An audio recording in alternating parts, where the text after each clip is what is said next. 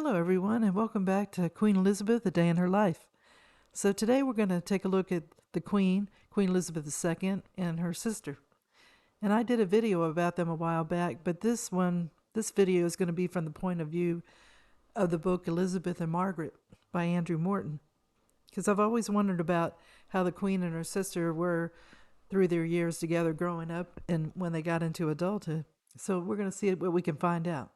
When Queen Elizabeth was born on April 21st, 1926, her father was Prince Albert, Duke of York, and her mother, Elizabeth Bowes Lyon. May the 19th, she was christened Elizabeth Alexandra Mary in a private chapel at Buckingham Palace.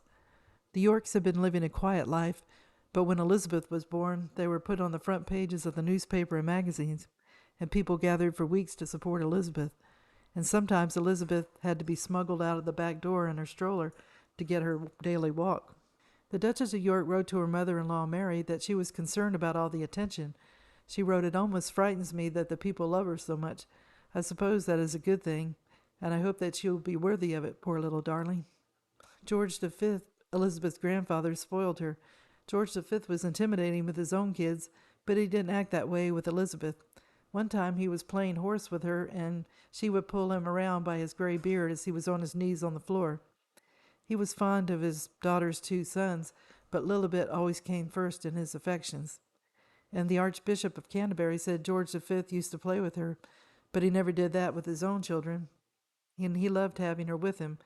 To show how Elizabeth felt about him, this is a remarkable story. One Christmas at Sandringham, 3-year-old Elizabeth was listening to the carol while shepherds watched their flocks by night, and she noticed the lyric, "To you and all mankind."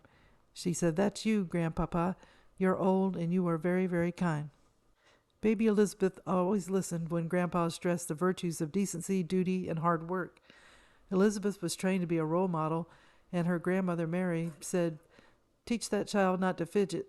And Elizabeth's nurse, nicknamed Allah, coached her 3-year-old Elizabeth on the necessity of standing absolutely still, like a marble statue.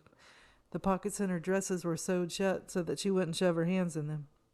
She learned to answer with a salute, wave her white-gloved hand from a balcony or open car door, pose for photographers, and control her bladder for hours. Later she was taught the proper form of address for the Archbishop of Canterbury and the Prime Minister. If she did it as the nurse instructed, she would be rewarded with a biscuit. If she didn't, she would get a slap across the back of her legs. Elizabeth had a rigid schedule, breakfast at 7:30 a.m. to bedtime at 7:15 p.m. sharp. And she had good things in life, too. She would travel in the limousines between the castles, places, and houses. And she was attended to by butlers, footmen, maids, and chauffeurs. And she got gifts from the public at Christmas. When she was 4, she got her first Shetland pony named Peggy. King George V gave it to her, and she soon had riding lessons, and she was raised as a small adult rather than as a child. Her sister Margaret was born August 21st, 1930, at Glamis Castle in Scotland. Elizabeth had been wanted as the first child, but they had hoped their second child would be a boy. They had picked out boy names. They wanted to name her Anne Margaret, but Queen Mary suggested Margaret Rose, and Margaret was the name of a Scottish queen. Elizabeth was so excited to have a sister, she touched her hand, and then Elizabeth grabbed the doctor, David Miles, and led him to the room, saying, "Come and see my baby, my very own baby." Later, she started to gather things for her to play with. Elizabeth said to Margaret at the christening, "I shall call her Bud. You see, she really isn't a rose yet." So Elizabeth's father started to compare her to Queen Victoria. He told the writer Osbert Sitwell that she showed so much character it was impossible not to wonder that history would not repeat itself. And Margaret wasn't shown in the public very much. King George was annoyed by this, and when they were on the balcony at Buckingham Palace after the royal wedding, he bent down and stood her on the balustrade, and Margaret said that she had a fear of heights and was terrified by the experience. I bet that was terrifying. To Prince Albert and Elizabeth, Margaret was a beauty with a willful personality. And she was Daddy's little girl. She would race downstairs after lunch in the nursery and climb on her father's knee to get a sip of soda or a spoonful of sugar. She was warm and demonstrative, and she liked to be cuddled and played with. Elizabeth felt protective of Margaret from a young age. On one occasion, a buck-toothed chaplain came to visit, and he asked Elizabeth if he could see Margaret, and she said, "No, I think your teeth would frighten her." Oh boy. Queen Mary looked after the girls' education. She didn't like that the royal girls were playing. She thought that Margaret was a playful rascal, and she thought that Margaret was more complicated than Elizabeth. Margaret, she felt intimidated by Queen Mary, and she would ask her, "When are you going to grow?" And Margaret remembered that when they had to visit Queen Mary, she would get a hollow, empty feeling in the pit of her stomach. Elizabeth felt differently towards Queen Mary. She loved her and thought she was the keeper of the royal fling. Queen Mary taught Elizabeth about duty and the public performance, and that they were more important than individual needs. One time a footman said to Elizabeth, "My lady," and Elizabeth replied, "I am not a lady, I am a princess." Queen Mary said, "Quite right. You were born a princess, and it will be many years before you learn to be a lady." So the education of Elizabeth and Margaret was made with Elizabeth in mind. Margaret, though, was more naturally gifted.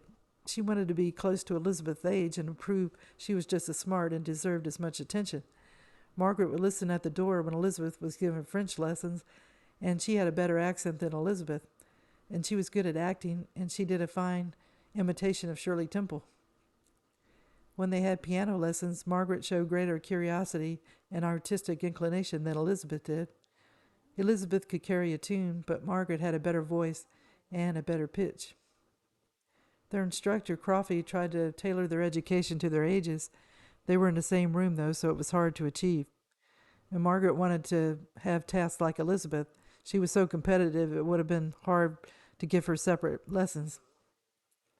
Margaret was inquisitive, while Elizabeth was matter of fact and uncurious. There was a 4-year difference in their ages, but they were treated like twins. They dressed the same, shared the same room, enjoyed the same activities, and they were taught the same lessons. Their father decided what they would wear. The Duke and the Duchess wanted the most for their daughters, a happy childhood with lots of good memories stored up against the days that might come. They had plenty of playtime, and cousins would come by on occasion. Most of the days were spent with the governess and each other. They liked to play with toys, curios, and miniature animals. They had a horse market, which they wheeled toy horses and they would polish and take care of. Every night before bed, Lilibet would unsaddle, groom, and water them. Later, they were given real horses. So Lilibet was a horse mad, and she loved dogs, and Margaret was never as fond of horses and dogs as she was. The York family loved music and dancing and played the gramophone at the top volume, or would sing songs around the piano after tea. Elizabeth and Margaret would start the day in the parents' bedroom, and in the evening they had baths in a bright room with sponge animals. The Duke would bathe his daughters. They would read the Bible together, as well as Alice's Adventures in Wonderland, Black Beauty, Peter Pan, or anything about horses and dogs. Sometimes their dad would play hide and seek with them among the shrubs and bushes. They had some differences, Elizabeth and Margaret. Elizabeth loved horseback riding. In her young age, she had to have things in perfect order. She would save wrapping paper and ribbons from Christmases and birthdays, and she would wake up in the middle of the night to make sure her shoes were properly put away. Margaret was the entertainer. She got away with things by making it into a joke. She was mischievous and had a sense of humor. Elizabeth was more serious. When the family would go to the theater, Margaret would start casting everyone in roles to reenact. Elizabeth liked to ride her horse in solitude. Margaret liked to play charades, mimic people, singing, played the piano. She liked going to the theater, and Crofty said that Margaret would have bad dreams, and there were talking cats and green horses sometimes. So, George V, he died January the 20th, 1936. Their mother, later to be named the Queen Mother, Elizabeth, took them for a walk, and they were in the snow, and she told them that their grandfather was very ill and had passed away. Elizabeth understood what had happened and asked her governess, "Oh, Crofty, ought we to play?" And she was in tears. Elizabeth went with her parents to the Lying in the State at Westminster Hall, and later the state funeral, and she was 10 years old. Margaret was 5, and she was too young to know what was going on, so she didn't go. Crofty, the governess, said that Elizabeth was the one with the temper, but she had it under control, and Margaret was a born comic. Elizabeth, from a young age, knew what was expected of her, and they could always explain things to her. Margaret wouldn't listen, and she felt humiliated being second best. Margaret was able to express herself more freely, and she didn't like the comment that she was too young. Elizabeth was always maternal toward her sister and defended her when she was criticized. And Margaret gave her total loyalty to Elizabeth, and that was the way it would be their whole lives. So I'm going to end the video here. Next, we'll see how the sisters met Wallis Simpson and how they felt about her and she about them, as well as other things that happened as they were reaching adulthood. And I just wanted to add, if you heard any strange noises in the video, it wasn't me. I just got a little Boston Terrier puppy, and it makes the funniest sounds that I thought I better put this in my recording so people wouldn't think I was making rude noises. So that's just what I want to say about that. I hope you enjoyed the video, and if you did, if you could give it a thumbs up, it would be greatly appreciated. I wish everyone a good day, and tune in again soon for another episode of Queen Elizabeth, A Day in Her Life. Thank you. Bye.